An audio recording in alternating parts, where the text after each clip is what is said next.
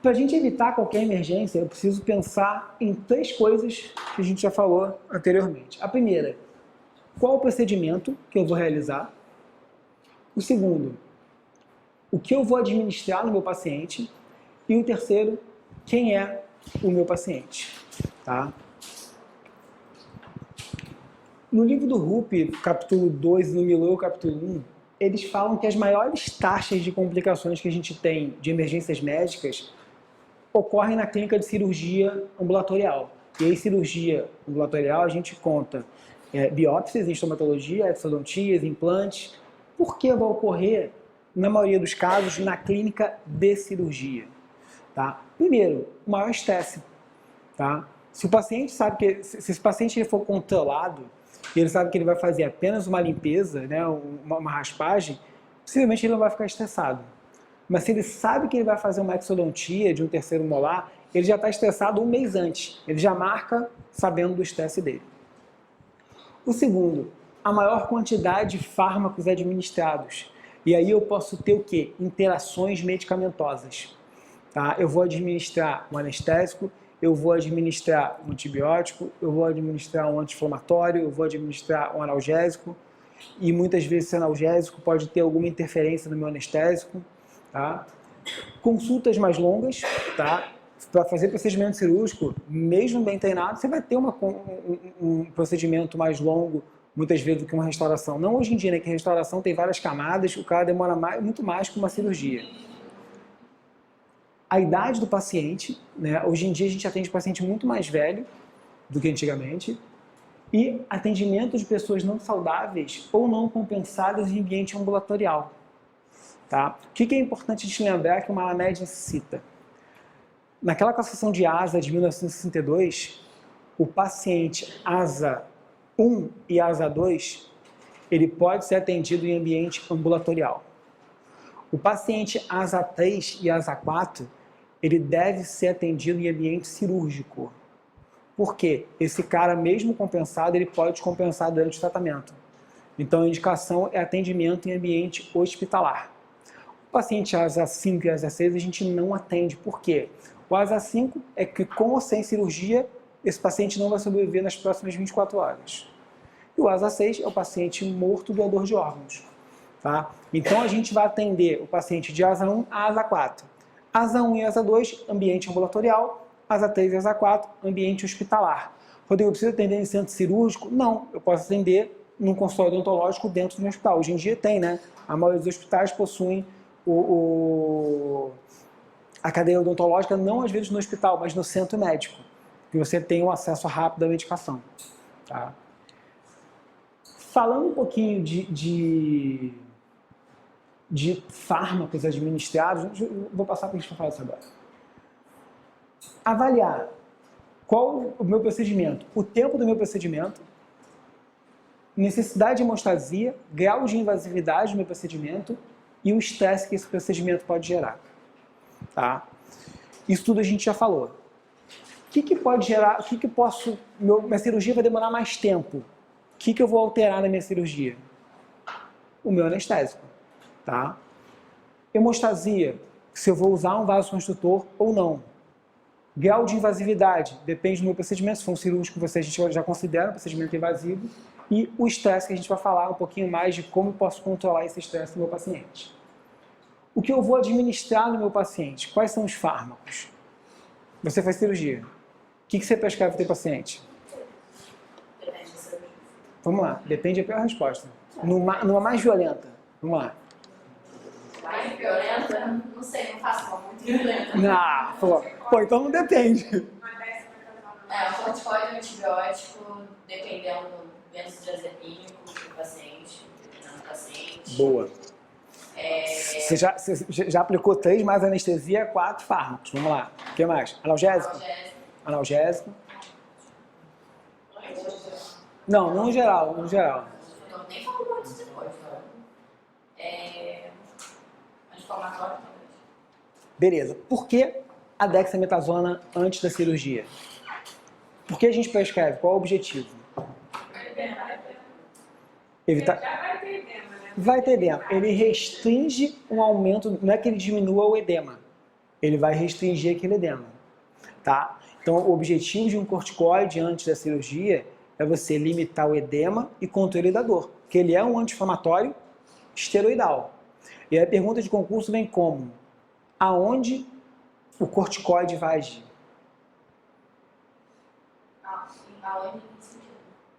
Aonde farmacologicamente, aonde ele vai estar agindo na cadeia de inflamação? Não. São os AINES, os anti-inflamatórios esteroidais. Anotem isso. Os anti-inflamatórios esteroidais, que é o exemplo do corticoide, ele vai agir na fosfolipase A2. Que ele está lá em cima na cadeia, por isso que ele evita dor e edema. Os AINES, anti-inflamatórios não esteroidais, ele vai agir aonde? No COX-1 e COX-2. E dependendo da versão do Android, COX-3. Tá? Então essa é a diferença da onde vai agir na cadeia de inflamação. Corticoide na fosfolipase A2, anti-inflamatórios não esteroidais na COX-1 e COX-2. Pessoal, fala aí. Lá no fundão, eles faziam precisa e tudo só internado. Algum livro fala assim, se tem necessidade? Não. Entraria no que eu falei, paciente asa 3 e asa 4. Fora isso, não. Tá? Mas é escola. Mas é muito de escola. Mas, de modo geral, não. Cara, quando você submete ao paciente no centro cirúrgico, você tem os exames do hospital. Porque muitas vezes o paciente menor de 40 anos, saudável, numa anamnese bem feita, você não vai pedir todos os exames. Você vai pedir de acordo com o que ele precisa. Tá? Mas por que eu estou falando de fármaco? Eu vou entrar no antibiótico. Então, eu já falando do anti-inflamatório, não esteroidal e esteroidal. Beleza. Quanto tempo a gente deve prescrever no máximo o anti-inflamatório não esteroidal? Máximo. Vamos lá, gente. Eu preciso da... Só ela, no começo elas estavam tímidas, agora elas falam muito. Natasha acabou a fala dela, tá só nos contatos, e ninguém ajuda aqui. Vamos lá. Alguém aqui já fraturou, torceu o braço, alguma coisa? Não, eu tô falando assim, eu não sei se é isso. Não, mas, gente, olha só, eu quero que vocês falem pra gente discutir em cima disso e vocês não esquecerem. Deve poder mais, eu acho. Não, tô pensando no nosso ambiente ali. Não, quando você fratura o cara passa de 10 dias, né? Um negócio assim. Então, mas é isso que eu quero, sabe por quê? Porque a gente aprende uma forma, ou certo ou errado, e a gente sempre faz da mesma forma. Muita gente a gente esquece de checar no livro. Assim, na minha época de faculdade, muitas coisas era anestesiar com agulha curta. Agulha longa, não. Pô, isso vai causar um problema grande no paciente. Não, a anestesia não pegava, a gente culpava o anestésico. Mas assim, alguém que já torceu o braço, perna ou fraturou? Já. Já? Foi o quê? Foi atacado. Tomou quanto tempo de anti-inflamatório? Muito Acho tempo? Uma semana. Uma semana. Acho que foi uma semana. Cara, eu aprendi a prescrever 5 dias. Aí você me pergunta assim, por quê? Não, porque me falaram, tipo cachorro adestrado, né? Porque me ensinaram, 5 dias, beleza. Já que torci braço, quebrei braço, perna, tudo de ruim já aconteceu. E aí todas as vezes prescreviam para mim anti-inflamatório 5 dias. Ah, não, mas prescreviam um que é de 24 a 24 horas, mas é um anti-inflamatório não esteroidal. O que você sente com anti-inflamatório não esteroidal? Qual é uma coisa chata dele? Queimação no estômago. Cara, chega um ponto do anti-inflamatório que você começa a ficar enjoado com o alimento, porque tá queimação no estômago. Aí o que todo mundo faz? Não, toma ranitidina. Por quê? Toma um protetor gástrico para proteger. Gente, se eu botei o protetor gástrico, é igualzinho eu relopacar a minha cadeira. Eu estou protegendo. A absorção do fármaco é menor. Então eu estou tomando um fármaco que não está me ajudando. Andrade, versão de 2014 e versão de 2006. Tempo máximo do anti-inflamatório, 2, 3 dias no máximo. O anti-inflamatório a gente nunca prescreve por mais de 3 dias. Por quê? A inflamação não dura mais do que 48 horas. Eu fazia isso direto. Até eu olhei o Andrade e falei, pô, beleza, agora eu tenho uma justificativa para isso. Tá? Então, o anti-inflamatório não esteroidal, no máximo 3 dias. Não justifica. terapêutica medicamentosa e odontologia, Oded. Uhum. Gente, vamos lembrar que o concurso adora as coisas que a gente não faz na clínica. E é o que está escrito no livro. No máximo, 3 dias de anti-inflamatório. No máximo 3 dias, capítulo 7. Máximo 3 dias. A gente vai chegar em página porque eu vou falar para vocês. Um outro fator que a gente tem que lembrar. Alguém já pegou bula de anti-inflamatório para ler? Anti-inflamatório é a pior coisa para a gente prescrever. Se a gente for ler, a gente não prescreve. Mas tem que olhar. Uma coisa que pode acontecer com anti-inflamatório não esteroidal. Soluço. Você só consegue parar o soluço do paciente quando você remove a medicação. Tá? Isso está na bula de todo anti-inflamatório não esteroidal, soluço. Tá? E aí você corta tirando o fármaco. Isso vai causar só o soluço. O grande problema de soluço por longo período é você causar uma lesão, uma fenda aqui. Tá? Uma outra coisa do anti-inflamatório.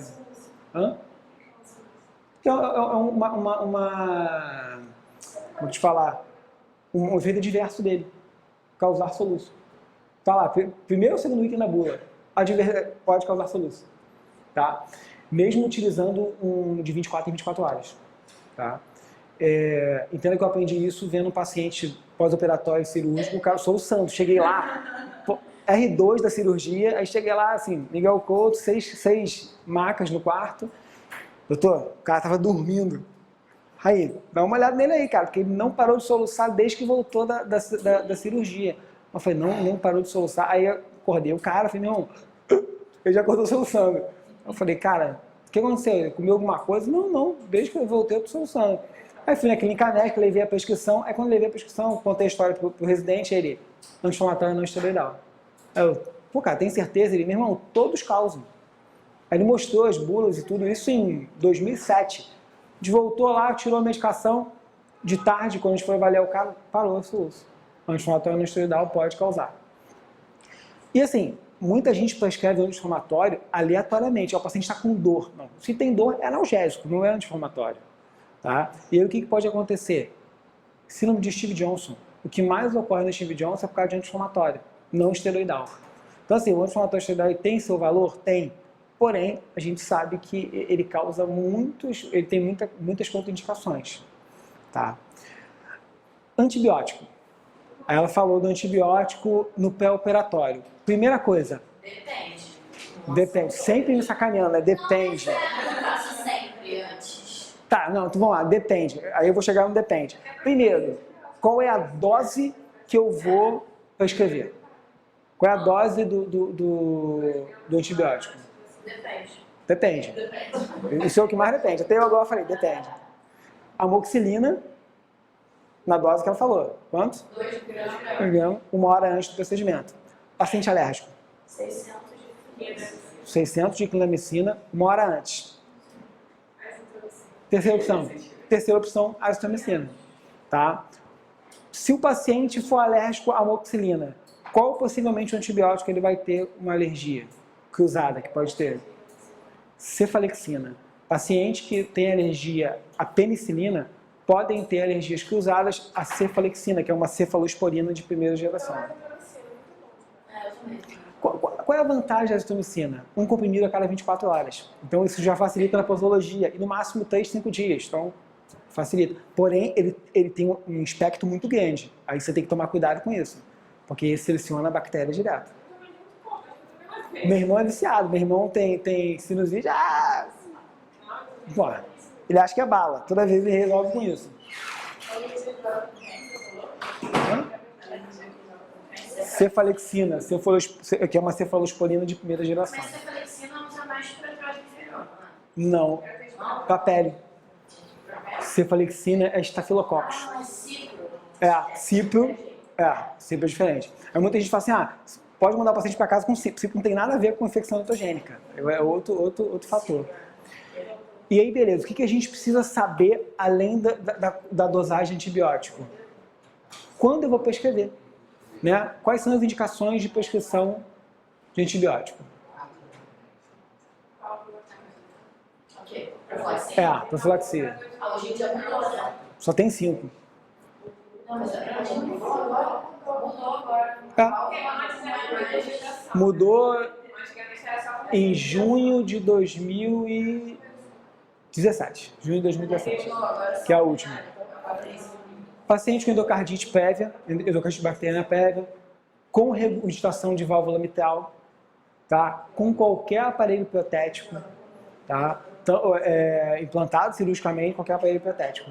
Tá? Então, assim, fora disso, não se porque na verdade o protético ele bota duas indicações de válvulas protéticas. Então, assim, quando você for ler na questão, ele vai falar válvula protética, qualquer aparelho protético em si, ele vai... Registração e endocardite prévia. Cortou. Muita gente fala assim, febre reumática. Febre reumática já caiu há muito tempo. Caiu em 2007 já. Tá? Então, tomar cuidado com isso. Sendo que a classificação, os livros que adotaram, eles estão pegando a classificação de maio de 2007.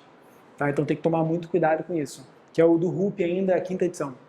Tá? Então, tomar cuidado com isso, porque o que está valendo hoje em dia não vai valer a prova de vocês. Tá? Da prova é qual? Tem o RUP, que é a 5ª edição. Que é o Peterson e o RUP, eles não mudaram a classificação. Tem a classificação de maio de 2007 ainda. Analgésico. Analgésico a gente tem a dipirona e a gente tem o paracetamol. Qual o cuidado que eu tenho que ter com o paracetamol para evitar complicações no meu paciente? Hã? Isso. Mas assim, se o paciente tomou grandes doses de paracetamol, qual anestésico eu tenho que contraindicar?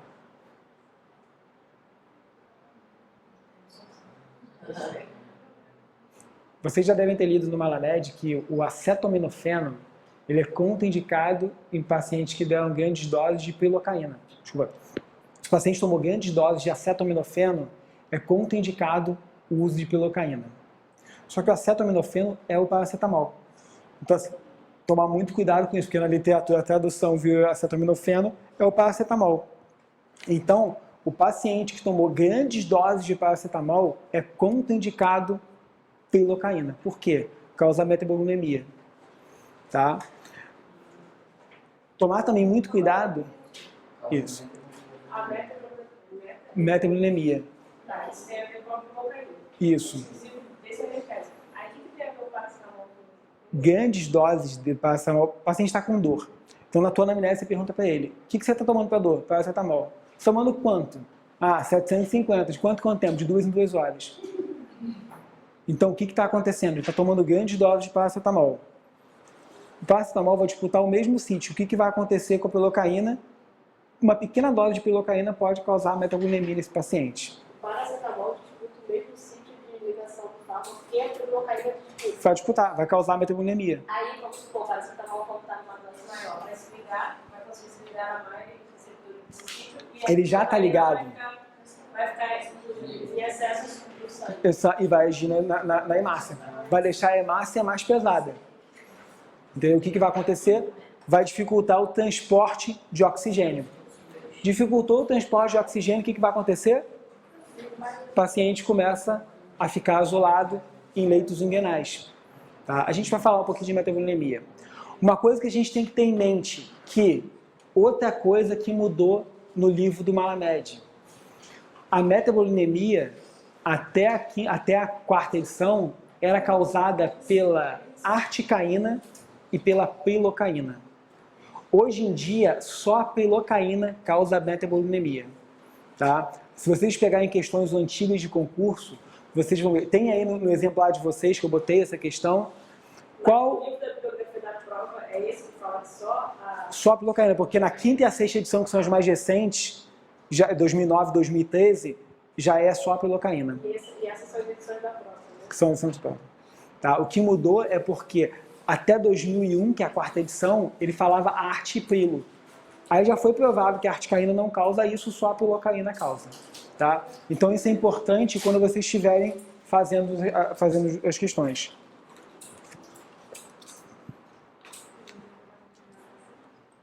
Só um pouquinho. E quem é o paciente? A gente já falou. O paciente é saudável, ele tem comprometimento sistêmico, eu não tenho a mínima ideia se ele tem alguma coisa. Tá?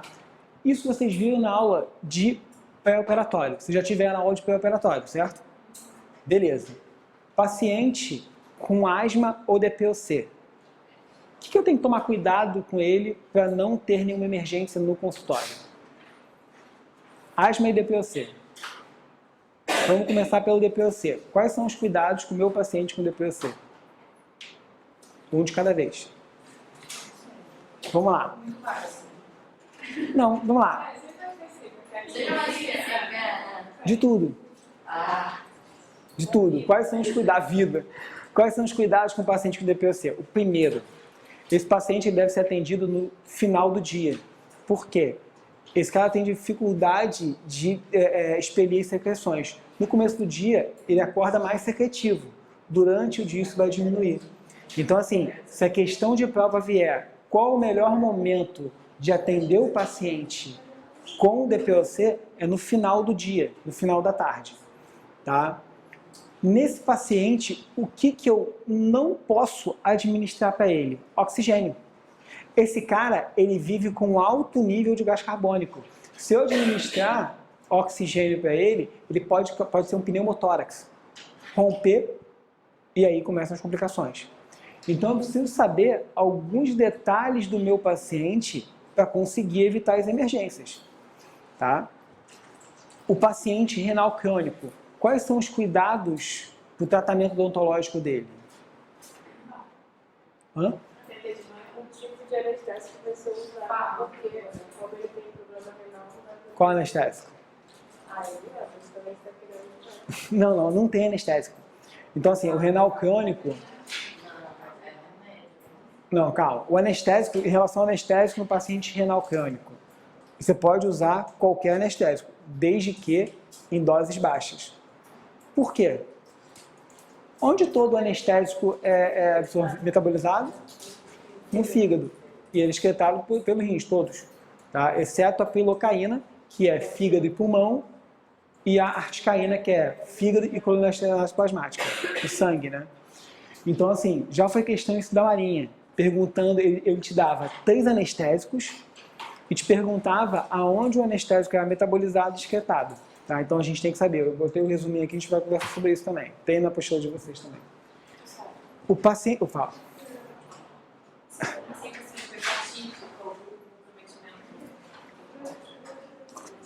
Então, vai cair no que a gente está falando com ela. É redução de fármaco.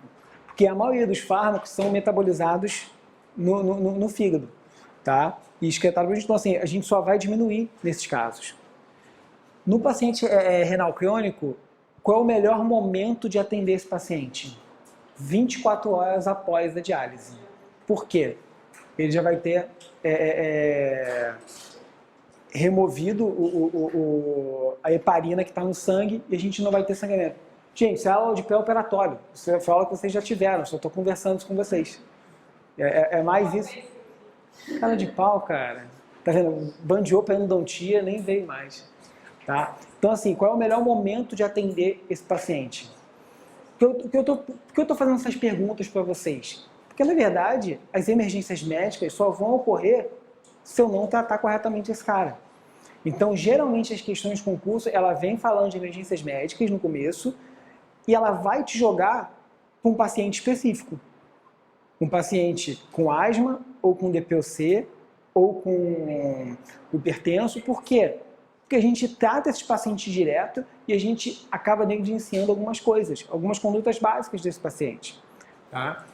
Então é isso que a questão vai jogar para vocês. Por isso que eu preciso que vocês saibam para a prova como a gente atende cada um desses pacientes. A gente tem visto a mudança também nas provas de pegar mais questões de pacientes sistemicamente comprometidos. Por quê? A gente tem isso na faculdade? Não. Passa, não, a gente tem lá, tá na matéria, mas passa muito rápido e é o nosso dia a dia. A gente pode ver pela última prova do ENAD. A última prova do ENAD, 50% dos caras falaram, as questões eram relacionadas a pacientes sistemicamente comprometidos. Tá? Então eu preciso saber isso para evitar as complicações lá para frente. Foi a questão do Exército de 2009, pacientes que fazem uso da terapia anticoagulante com derivação do Coumarinocos, que é o Valfarin, tá? Deverão suspender sua administração com quantos dias de antecedência em caso de intervenção cirúrgica bucomaxilofacial?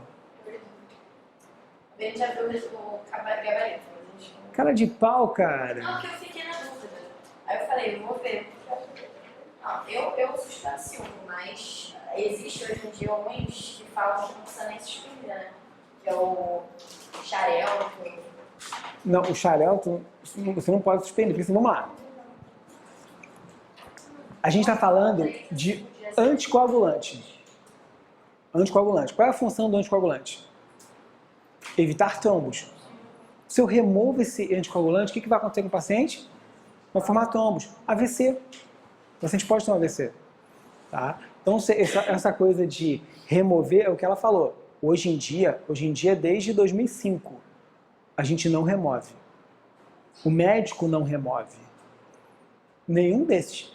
Varfarin, AS, heparina. Não, ainda é bem usado. Não, caiu, não remove mais. Não, todos. É? Todos. O xarelto, o grande problema dele, a gente não vai cair na prova o xarelto de vocês, porque o xarelto não está descrito em níveis odontológicos. Mas o xarelto a gente não consegue nem identificar. Tipo, aonde se vai ou não causar o sangramento. Então, a gente toma alguns cuidados, mas o xarelto a gente não consegue controlar ele. Resposta 2, já que ela colou 2 dias antes. Só que eu botei aqui do RUP de 2015, quantos dias antes e quantos dias depois a gente tira e volta. Pelos livros do concurso, o AS a gente vai remover 5 dias antes e retornar 1 dia depois. O Varfarin, que é o da questão, a gente remove 2 dias antes e retorna no mesmo dia. A heparina a gente remove 6 horas antes, se for venosa, ou 24 horas, se for subcutânea. E volta no mesmo dia. Por que voltar no mesmo dia? Porque eu não posso deixar esse paciente ter trombos, não posso deixar ele formar trombos. Tá? Esse é o objetivo da gente voltar no mesmo dia.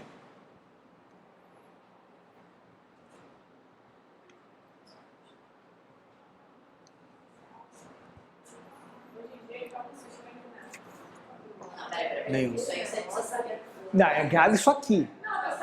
No teu dia a dia não suspende mais. Mas eu vou falar o que você tem que pedir antes. Calma. Você falou heparina. Heparina, se for venosa, 6 horas. Se for subcutânea, 24 horas. Tá? É porque, na verdade, eu estou pegando um apanhado também do que vocês já tiveram. Só para a gente falar de emergências médicas, eu preciso desse conhecimento. Isso é o que vocês têm que decorar. Isso não tem jeito, tá? Mas assim, como é que eu sei que eu posso remover e que eu não posso, quando eu não posso remover o anticoagulante? Tá? Qual é a minha avaliação? E aí também é citado nos livros. Tá? Isso aqui são os artigos que desde 2005, 2009 a gente não remove mais o anticoagulante.